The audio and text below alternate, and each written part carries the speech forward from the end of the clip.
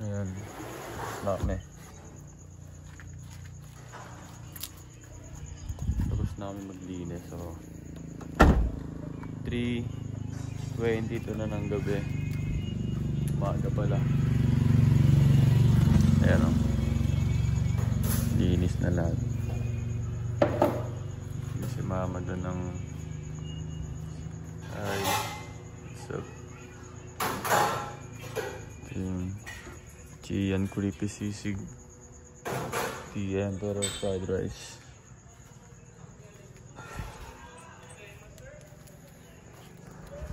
Ayan.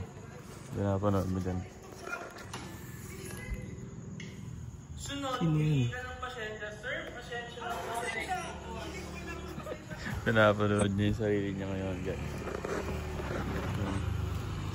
Dito, ilang araw pa. Nalay kami dyan ng mga ilaw. Sobrang gandang klaseng ilaw. Okay, yan ilagay dyan.